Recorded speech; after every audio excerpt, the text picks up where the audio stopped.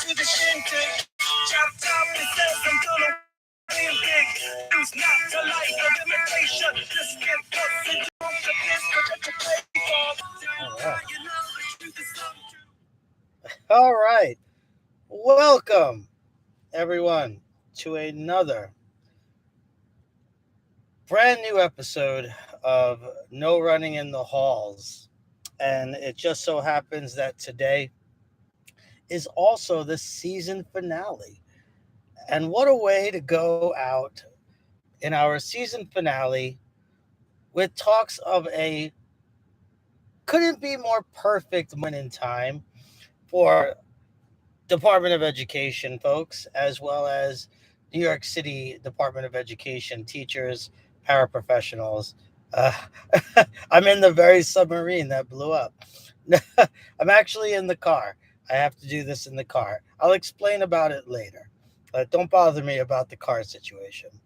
If you have trouble hearing me, let me know. It should be okay, though. So we end off our season of No Running in the Hall, season one, with an exciting topic that couldn't have made a better appearance or shown up at a more perfect time, which is the teacher's contract that was just, my girl says, hey, Jay, trying to get her as a, say hello to your girl for me. All she has to do is just follow and do all that fun stuff. So yeah, let me see if this. I hope this is not becoming an issue. I hope you guys can hear me. Yeah, let me know if you can hear me. I hope I'm on right. I've never done it this way before, but it was kind of a necessary evil, so to speak. I'm gonna do it like that. Okay.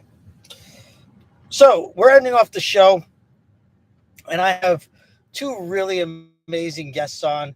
Both have been on my show before, and they were on for different topics, and it was a blast. It was a blast to hear both of them on the show. Speaking of two different things, and I got to tell you, I have had such a blast doing this as a, I want to say, extracurricular activity in my life, because I have been one of those people have been kind of changed. Is it Birdman? No, not, no, not Birdman, but you'll recognize at least one of them, Johnny Five. And I want to say that I've been a changed man over the couple of years that I've been teaching, where I just felt, you just got to talk about things and see where people are at. You know, change comes in a very, very, very small micro dose. That's what I like to think. Change overnight is very rare. And I don't necessarily think that I'm the guy that's going to change anything. Hopefully, I am one of the building blocks for that. I certainly hope so. But if it means anything, I've been so very, very privileged to have this platform to talk about things with some of my colleagues. And I really am excited for tonight's show because it represents two very respected individuals in their respected schools, not just that, but their respected subject areas and human beings as well. I certainly have the utmost respect for each of them, and I couldn't be more curt about that because they they really represent the people, and they would never have taken on such a difficult position in their schools, doing what they do if it wasn't the case. Um, Before I have them on, I want to go ahead and just thank everybody who has participated in season one of No Running in the Halls. I want to also shout out everybody that has been a guest of mine. It is difficult to do this kind of work because some people are a little nervous to speak their mind, and some people have reservations about even revealing who they might be.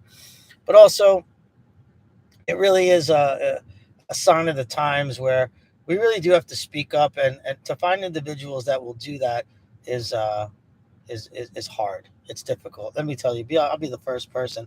And I was telling one of my guests earlier as we were kind of just giving a little prep to each other. It's difficult to be a person out there that's trying to do things like I'm doing, which is just putting the word out, getting conversations going, really speaking about things. Further and foremost, I think it's even more difficult to um, allow yourself to uh, put subject matter out there and content that people want to listen to and get a vibe um, on their own account of what you're talking about. I think it's not always the easiest way. Um, Platforms like this, where you're either doing a podcast show, a live show, I think these are important. Thank you for joining Nick O'Larian, and thank you for joining Slara.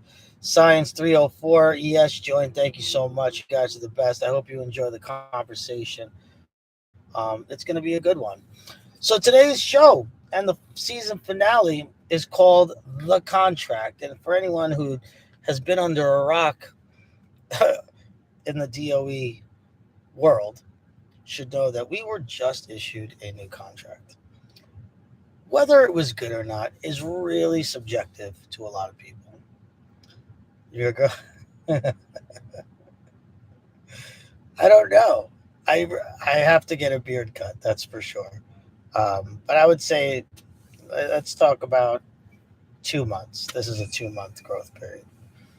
Um, but I'm excited to talk about it. I'm excited to hear perspectives, and I'm excited even more to hear other perspectives. And if you're out there and you're a teacher or you're a paraprofessional, if you work in the Department of Education, I'm sure these these conversations and hypotheticals will be so important to hear because we don't stick to this contract forever. Contracts come up, but what are we really trying to establish here? What are we trying to talk about? And there's going to be some great conversation. So I'm going to get us started. We already got a 9:07, and I promised I would invite my first guest. I'm going to have both of them on at the same time, but I'm going to invite my first guest, who is a very respected individual.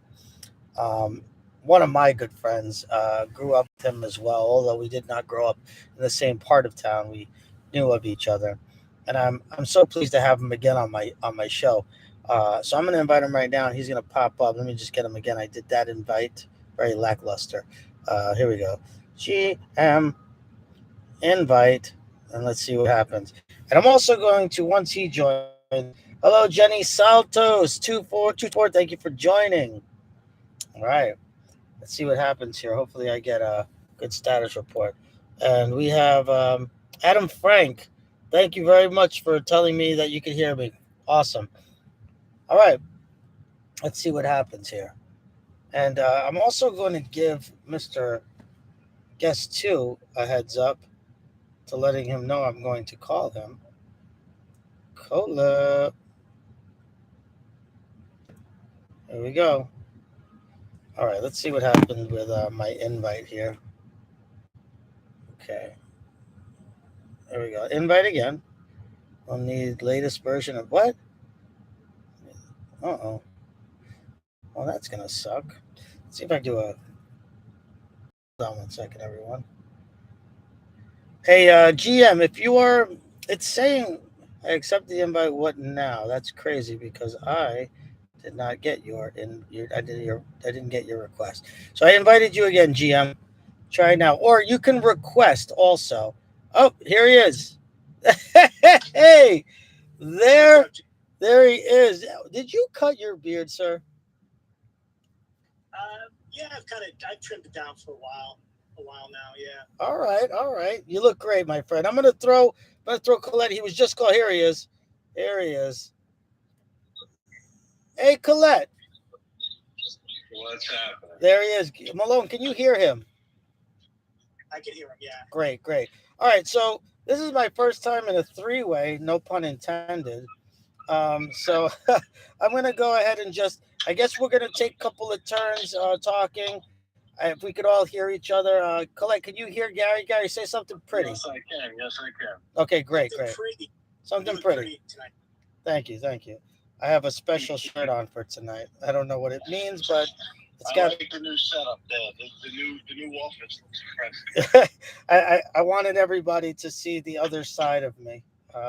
The You in the back seat of a car? back seat of my Jeep. Let's swing an episode. All right, so gentlemen, it's really great to hear from you. Thank you so much for coming on to the season finale of my show. I know that you guys were probably listening. I want to tell you how much respect I have for the both of you. Not just who you are as individuals, but who you are as educators, and of course, your opinions on matters that we've talked about in the past.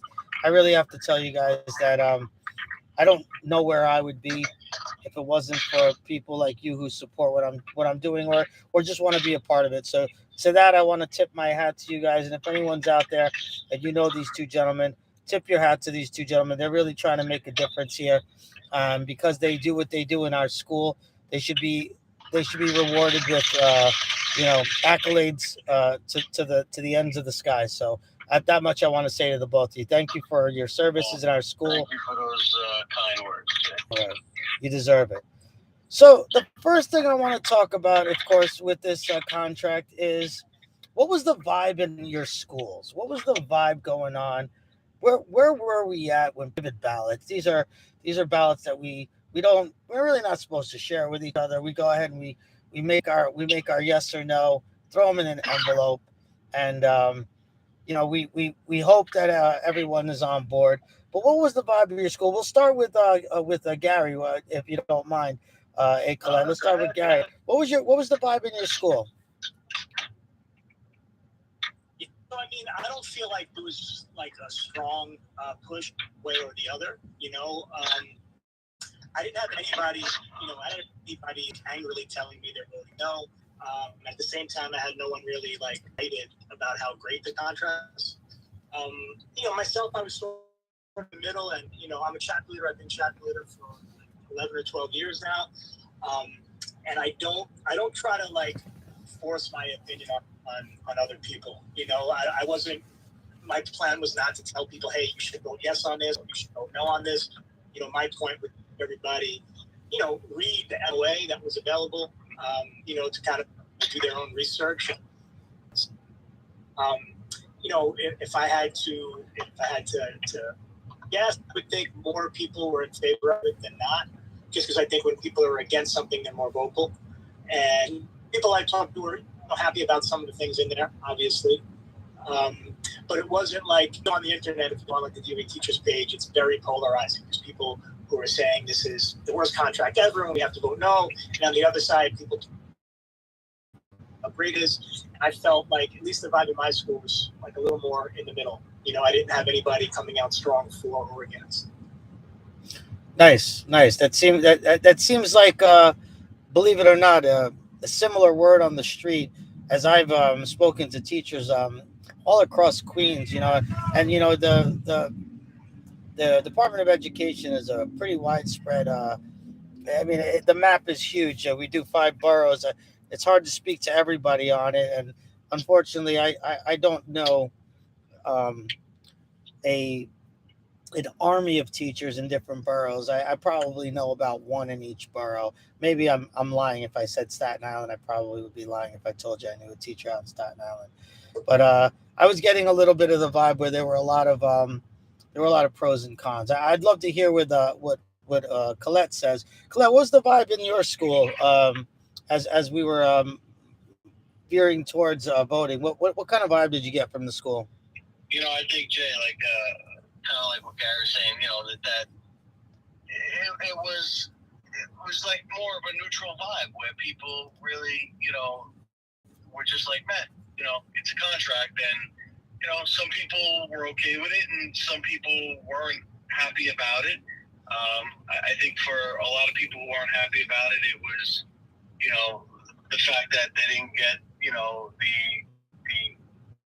cost of living increase, the rate of inflation. But, going along those lines, I think that was the biggest gripe with people in general. And, the one thing you got to understand, if you worked for this system for a hot minute, you understand that, if the city prides itself on pattern bargaining, and we fell right in the middle of pattern bargaining, So my goal wasn't to persuade the constituents one way or another. My goal was to provide them with the facts and the information as it rolled out. And as Gary said, the biggest thing is to read the measure of agreement. Everything's right in there in black and white, It speaks for itself. And, was it the greatest contract? No, but in 25 years of working for the system, it's one of the better ones because it was very pro-teacher, and there were no givebacks. So did you get the rate of inflation of 4%? No, but you didn't do too bad, And what's crazy is through the grapevine, we always have these comparisons, right? As a New York City public servant, we get these comparisons so much, and I'm guilty of it myself. I've definitely made comparisons, but we hear a lot of what did the police get? What did the fire department get? What did the sanitation get? We're all sitting there, mulling over what seems to be like a competition, but in reality, there are really significant differences in all parties involved in New York City employment. But I think for the worst part is that I did hear, and I did a little bit of research on it, that the police department got a little bit more than we did, which was a huge gripe. If I could jump into that with yeah, you. Do it. When you look at the total percentage that PBA got, so you can't really say the police department, right? Because there's factions within the police department. Yeah. You have the SBA, which is the Sergeants Benevolent Association. You have the DEA, which is the Detectives Endowment Association. Right. Then you have the PBA, which is the Police Benevolent Association, which are the uniformed officers.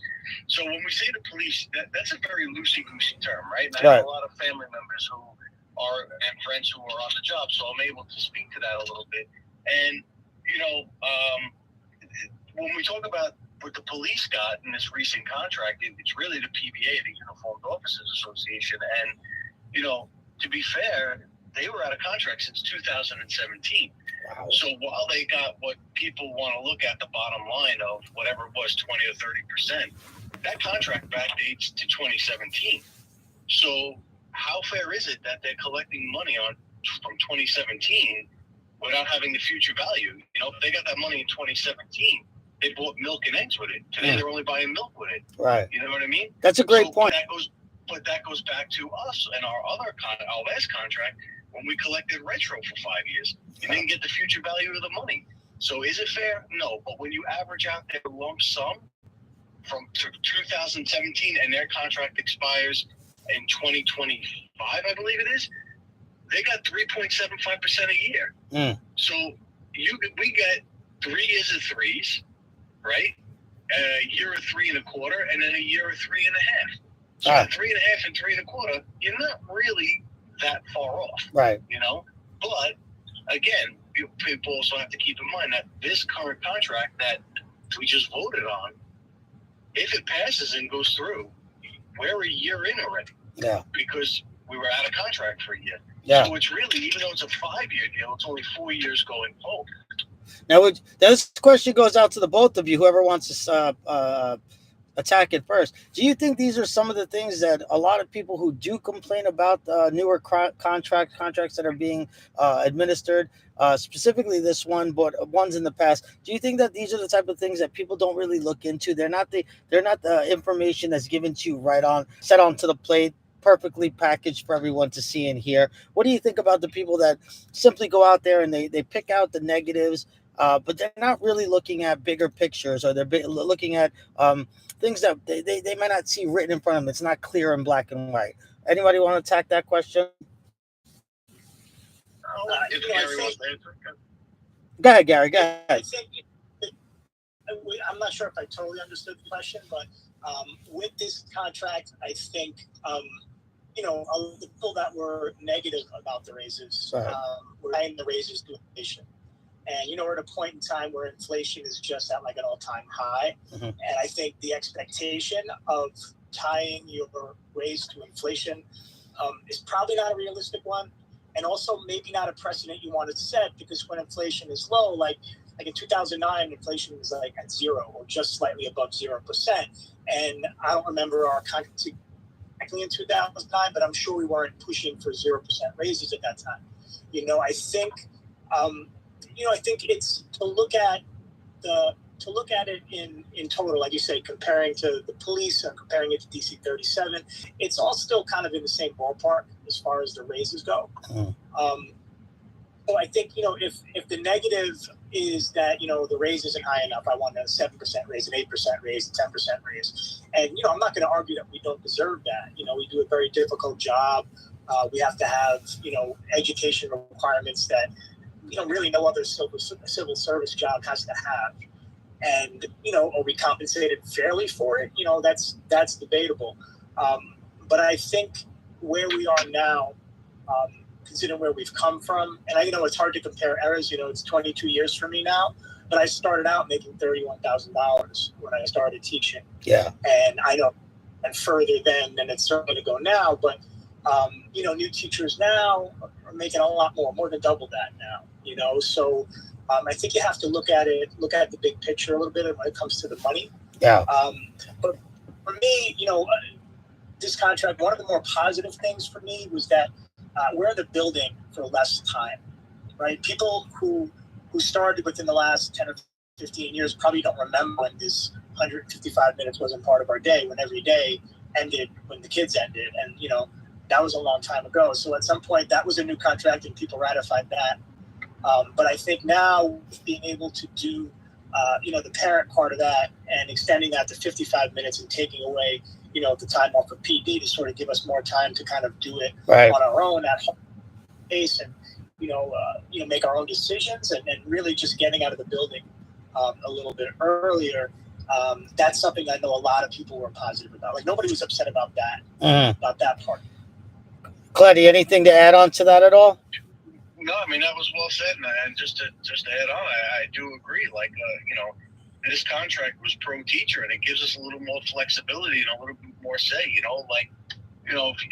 In terms of the Monday PDs, those are all now, our time where we're not going to have, department meetings or faculty conferences, that type of stuff. It's actual true PD geared for us. And, I like the fact that now 2 of those Mondays a month have to be geared towards CTLE hours, which a lot of teachers were on the hook for by themselves and to their own devices to figure out their hours, where now, it's very pro teacher. So, I think Gary explained it well, and I do agree that, this was a decent contract in many aspects. Was the money the best? No, but I think it was the best we were going to do at this current time, considering the city prides itself on pattern bargaining. I think that is a beautiful thing that you brought up, and I think that answers a lot of worry and doubt in some of the Department of Education employees. Perhaps were thinking that they didn't. I don't know. There was. Let's just say that there are people out there that thought that there were no positives or limited positives. I do want to get to a guest here. Sci 304 ES commented twice. One was no tier 6 reform, and also mentions new teachers will have to work till they're 62. Anyone want to field that one? Because go for it. The only thing I can jump in and say to that is, last I was informed, they are working on reforming tier 6. I mean, it is a little. Requirements are a little stringent. I can't imagine, working till 62 and having to have 34 years in, to retire. So, I know that they were talking about doing the reform on that, especially to attract new teachers, because let's face it, who's going into this career these days, The law to public service used to be, you're not going to be the richest guy on the block, but they'll take care of you on the back end. And now they're not even taking care of you on the back end. So, right. I do know that they were talking about doing a little reform to tier 6 so that they could, retain those teachers and attract new teachers, which is also part of the stipend we're going to get every May going forward for the rest of our careers, to retain that teaching talent and not lose them, because you know, they're going to be in a bad way in a few short years if they don't figure it out. Right. It's definitely not the most appealing part of becoming a new teacher in the system. Gary, I'm sorry, I almost cut you off. I was talking to a newer teacher, a tier 6 teacher in my school about this just the other day, and he's a math teacher, so he's good with the numbers, and he was kind of explaining to me like, he doesn't want to work until he's 100 years old, and trying to set up a point where like he's going to put as much as in his TDA as he can, so maybe when he gets to 55 or in his late 50s, maybe retire and bite the bullet and take the penalty if that's what it means. Now that's not an answer. That's not what we should have to do because not everybody's in position to be putting max amount of money into the TDA, especially when you're younger.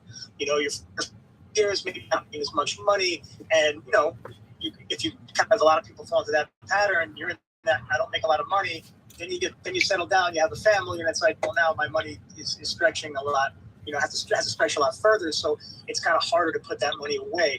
I don't know if the pension reform, like things that have happened in the past, if those were like directly tied to a contract though, or if that's something that happens separately. Like I know with Tier 4 when they came out with the 25-55 option, which was probably like 15 years ago. I don't know if it was something that was part of a contract or if that's just a separate negotiation that happens in terms of trying letting in terms of trying to retain teachers by making because if you're a tier 6 you're a relatively new teacher and not necessarily relatively young but not in position to retire anytime soon.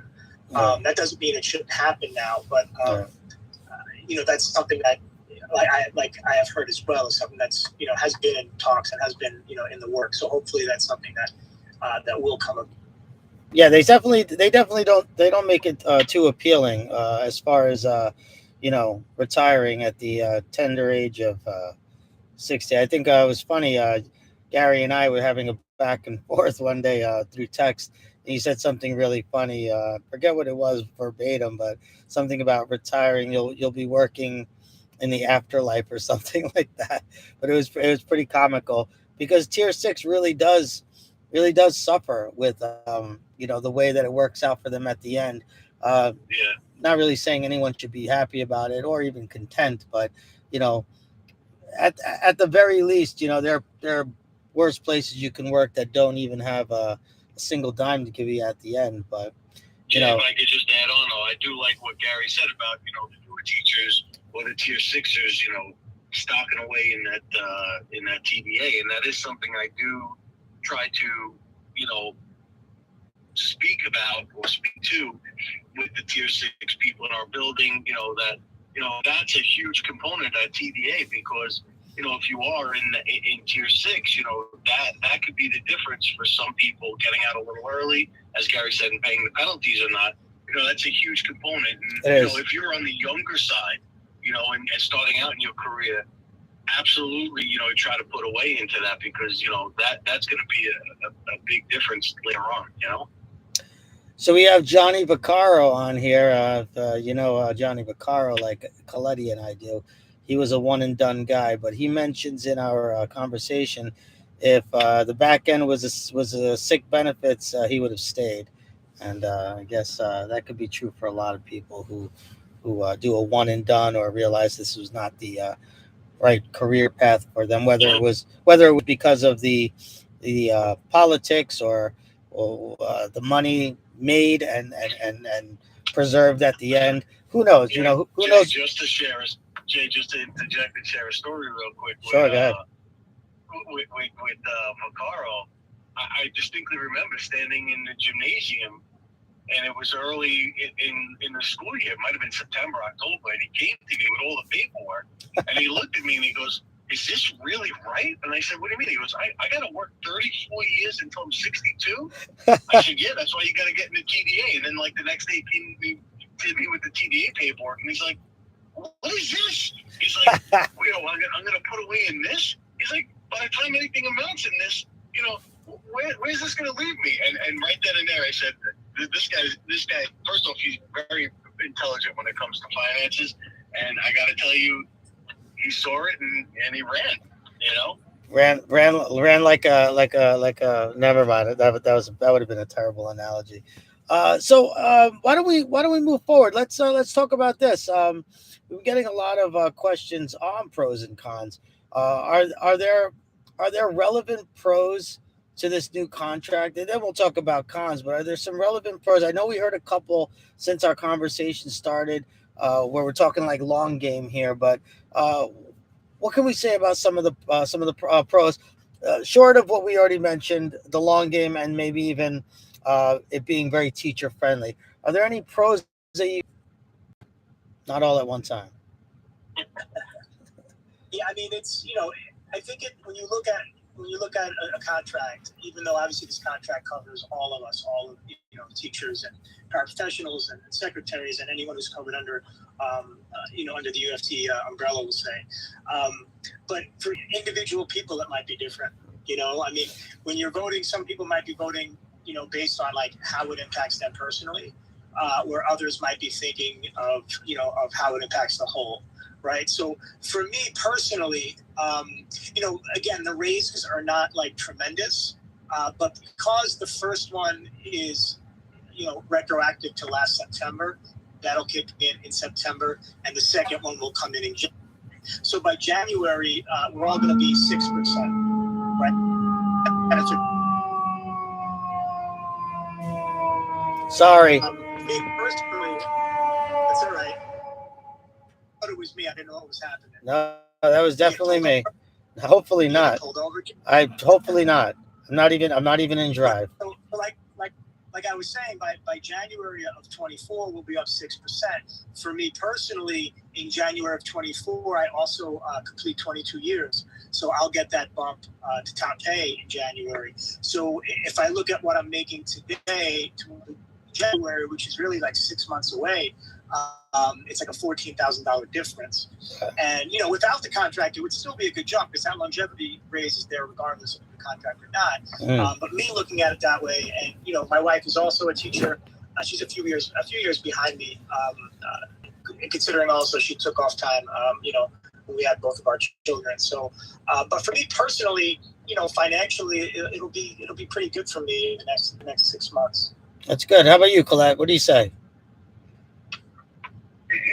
I mean, I do have all the longevity. So for me, I have 8 years left in the game, and for me, I'm looking at the difference it's going to make long term in the pension, over the next couple of years. For me, in terms of where I'm going to retire at. So for me, that's good. But I think it's good for the new teachers coming in. Now, like I was saying, I remember when I started out. I think I started out at $28,000 or $29,000 a year, $600 bi-weekly.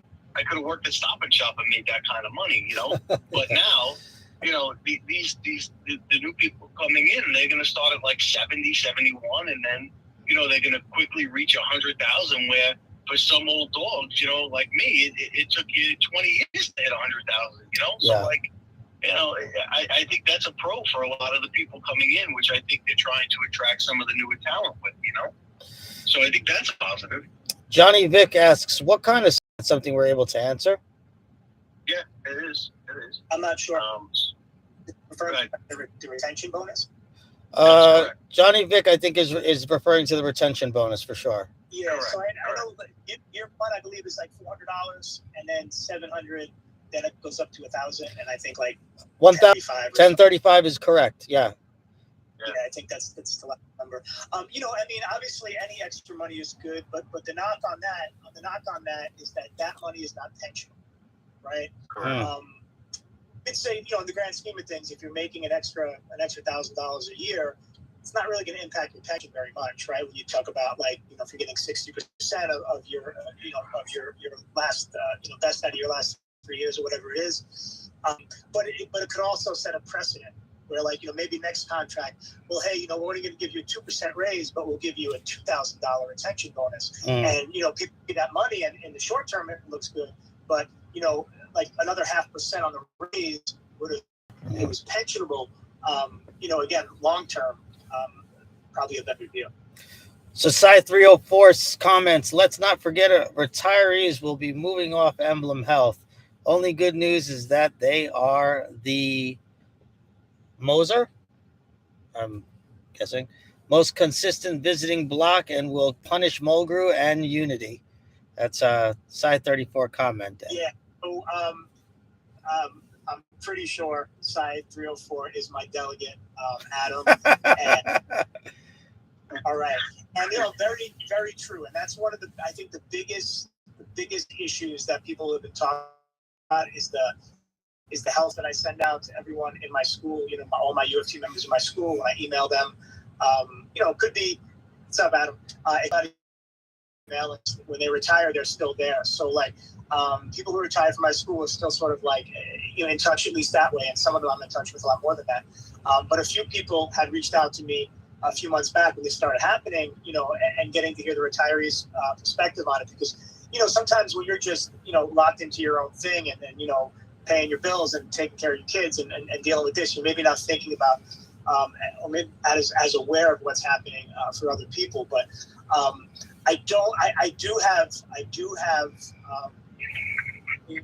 serious concerns about the healthcare and the healthcare savings that were promised, and not only for retirees but for active members too. And active members, for the most part, we all want to be retirees. I know Eric Letty said he has 8 years left. I'm pretty much the same, like 8.5 years, and I'm out.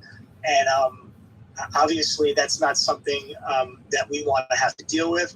I'm very glad that the retirees are very active and they're fighting this in court. And I don't know that like voting trying to take away your GHI and replace it with something inferior, that like what are we as a membership going to do about that? I think it's the same thing with the contract voting. No, like I don't have a strong opinion on this. I don't think this is a great contract, and I wouldn't argue against anybody who voted no for whatever reason they have to vote no. But my question for them would be like, what are you going to do after that? Because a lot of people big on talking and saying things or posting things online, but when it comes to actually taking action and doing something, I think that has to be a plan. If you're just going to say well, this raise is too small, it's a pay cut.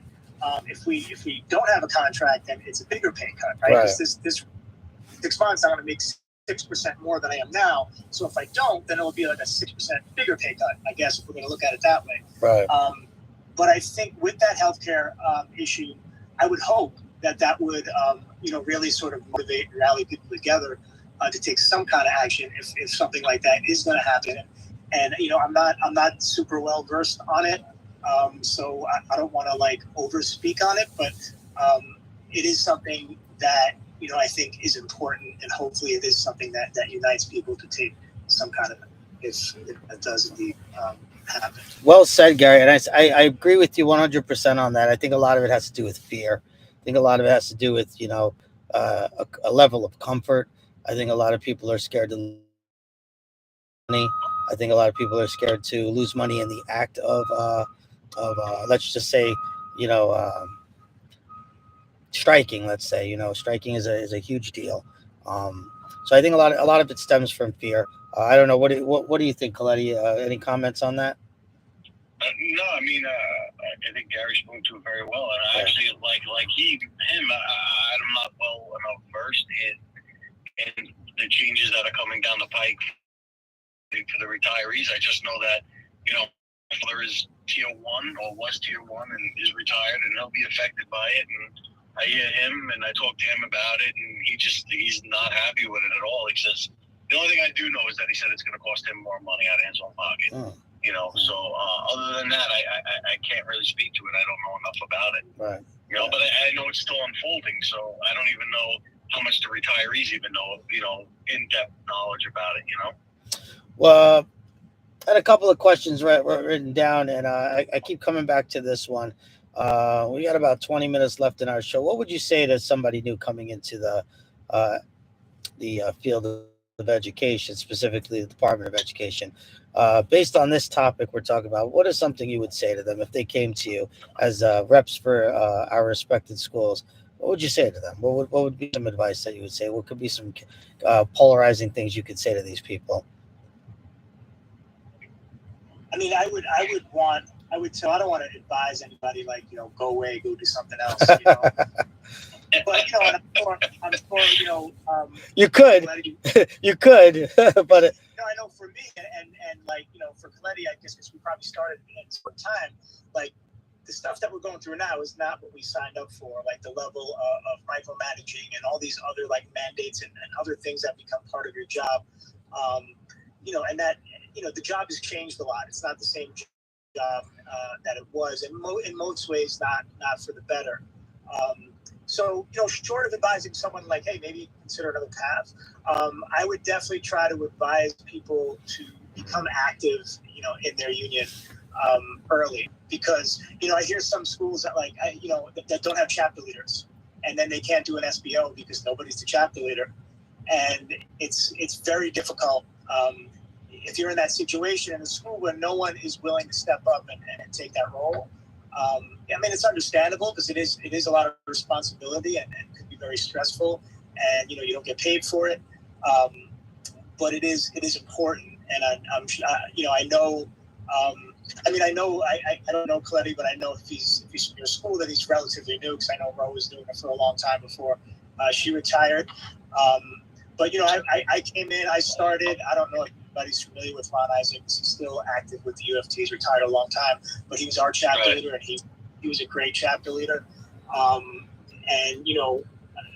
when he was retiring, he actually kind of came to me and wanted me to run and sort of take over for him. But I was only maybe 3 years in at the time, and I wanted no part of it, so I didn't. And someone else took over, and people weren't happy with the new person, and then nobody ran against them when the election came up, and it just got to a point where it was like, if we want somebody's got to do it, it'll be me. And I've always been sort of the kind of person who's going to say something anyway, even if it's not my elected role. So it sort of made sense, and I think I went off topic a bit, but just trying to get new people to become active in the union. Because the idea that the union is Michael Mulgrew, or the union is Lamar, or the union is whoever your borough rep is, the union is everybody. And if you have a show of strength, you have a show of support, that's really what makes things happen.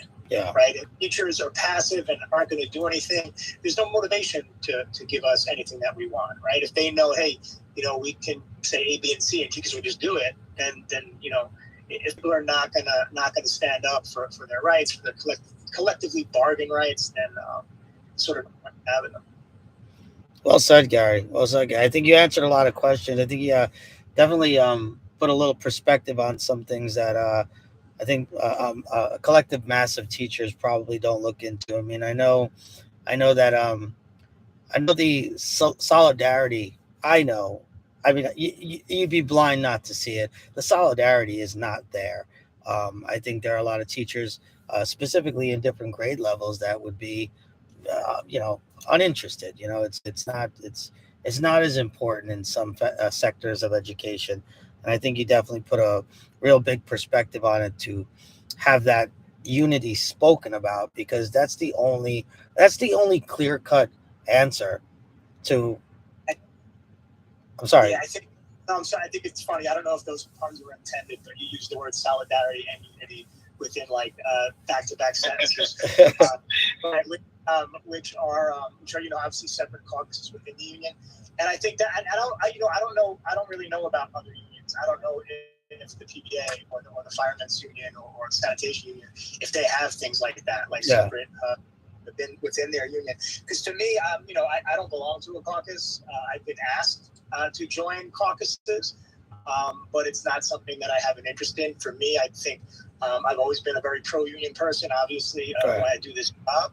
And I think when you get into that part of it, it becomes very much like, Democrat, Republican, Mets, Yankees, like whatever you say, I say the opposite. And that sort of, takes away the solidarity or the unity, as you say, right? Yeah. Well, hopefully we can't let it get to a Yankee Mets kind of split decision. That never goes over too well. I mean, I'm a kid who grew up in College Point, literally 5 minutes from Shea Stadium, but I'm a Yankee fan only simply because my mother's from there. They're unapologetic about it. So, So I don't know. I mean, I have to say this is an interesting time that we're in right now. You know, we have a lot of interesting things going on in the DOE, and you're right. I wish I'm around the same age as you guys, but I don't have a leg to stand on when you guys speak about what was and what you came into not really signing up for. I come in as a person who's finishing up their ninth year, only knowing 9 years of the system, which when you speak to somebody in your both of your places and your positions, you hear one thing. And of course, when you're talking to somebody even further back, you hear another thing. And then, of course, when you talk to people amongst your peers, people that have only been in the system for less than 10 years is a whole other ballgame we're talking about. But I want to tell you how much I appreciate your input on everything. And hopefully, those who are listening really have a better understanding of what was given and what was asked for and what was voted on for this particular contract. And I want to thank both of you for putting in your insight on it, not just so much your opinion. Thanks, Johnny Utah, but just clear cut reasonings and clear cut points on the contract. I want to thank you both for that. We have about 12 minutes, but I would definitely not want to take up any more of anyone's time. If you guys have anything left you want to ask, whether it's Side 304 or Johnny Vaccaro, please do. I would like to end off by just saying thank you guys for joining once again. I appreciate everything you guys have done in your time here and on the shows that you both collectively were both on. You guys are smart guys. You guys are very informative. I love the both of you guys. Thank you so much for all that you do and all that you contribute to your schools. We should definitely look more to our unions and definitely look for more insight on things that we can do to better circumstances, or maybe just I don't want to say the word fix. I don't know if fix is the right word, but maybe adjust. Maybe adjust is a better word. I don't know, but I think the object is to really stand behind your unions. Those are really the concrete ways that we can make at least make some decisions in changing, moving things to a better direction. We're not going to please everyone. Is that agreed? I mean, not everyone's going to be pleased by every single thing that comes out, whether it's a new contract or new mandates or chancellor's regulations. I don't know if we're ever going to please anybody. What do you guys think? I would agree with that statement. Yeah, I'm sorry. I mean, you're definitely never going to please everybody. I just wanted to. I was just looking at the chat and I saw that Science 304, aka Adam, had posted about the LA teachers who went on strike. You know, and I mean, the LA teachers still make far less than we do. Strike is not something that I think should be off the table. If this contract gets voted down, then that could be something. I think that could be a possibility. I just don't know, if the majority of membership maybe has the stomach for that. Yeah. Again, a strike for us is illegal because of the tail on a strike is illegal, and the penalties for that, 2 days for every day that you're out. It is a more desperate situation. Then I could see that, possibly being something that happens. But just if there's 100,000 members, whatever, active members somewhere in that ballpark, and I know a very small percentage of those. But if I look at the people I know as a microcosm of the membership as a whole, I don't think the majority would want any part of the strike. Yeah. I think people are sort of, like you said, you can't please everybody, but a lot of people are not that hard to please. It's you can give me a little bit of raise and leave me alone a little bit. That's good for me, and kind of move forward and sort of, deal with the rest of their, their life and their responsibilities. Yeah. Strike is a big deal, and it's not something that could be considered lightly. Because when you go on strike, it's, obviously public opinion matters the most. And if you go on strike, teachers become the villains because people have nowhere to put their kids when they got to go to work. Yeah. And then we're saying we want more money, and they're going to say, "Hey, look, you're making $130,000 a year," and I'm like, "Why am I feeling bad for you?" So it's definitely a dangerous thing. Not out of the realm of possibility, but not something I feel too confident would happen just with our membership. Well said. Well said. Yeah, I would agree with that. I would agree that I don't think the majority would want to go that route.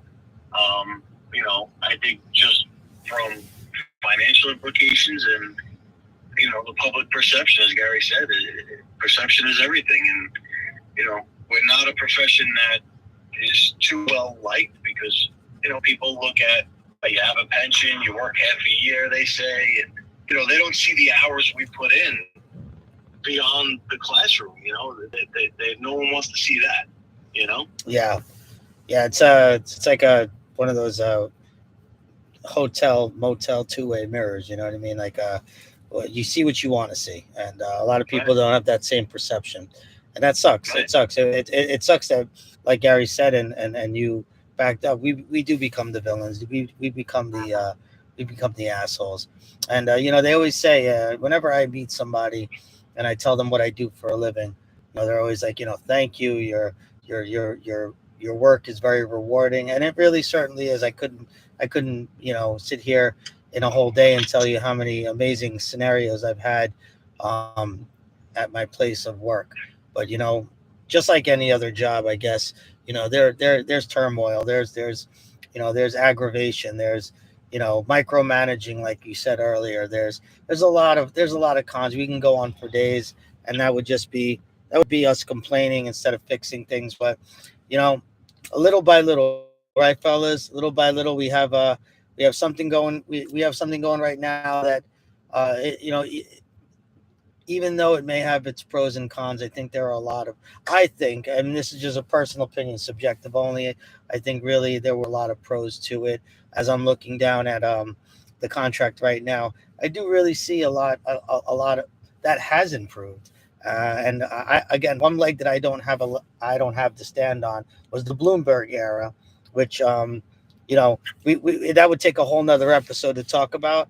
But you know, I've always heard a lot of negatives about that particular time, and I don't know if that's comparable to now. But that would definitely be another episode for season two.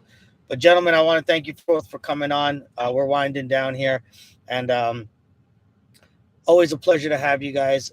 Thank you so much for being on the show. Thank you for putting your insight. I really can't say enough about these two gentlemen. If you guys don't know them, Gary Malone and Anthony Coletti, two very respected teachers and UFT reps in their schools. I want to just give my own applause to you guys. Job well done, and thank you so much for your services. I look forward to doing more shows. And if you're not a part of them, please be a voice on them. And if you are a part of them, I do appreciate that. And I want to just say that for the record. Appreciate that. Thank you. Hey, Colette, thank you so much for coming on tonight, and you have a lot of things. And I want to having me. Appreciate it, Gary. Thank you for being part of it as well. Yeah, you too. It's good to talk to you. All right, you guys have a great summer. Enjoy your families, and we'll see each other on season two, and hopefully we'll see each other around the bend in our education, in our respected educational field. Just being in the same districts, I think we'll hear from each other, and it'll be always as great of a conversation as it normally is. Thanks, guys. Have a great night. Thank you, Jay. Thank you, Gary, again for joining. Everybody have a great summer. Jay, you gotta, you know, face in real life soon. Say again?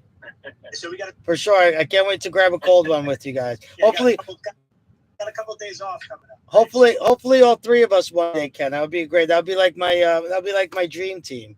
I love it. All right, guys. Thank you so much, man. Have a great night. Gary, enjoy your summer. Jay, enjoy. We'll talk. Will do, guys. Thank you, man. All right. Have a good night. All right.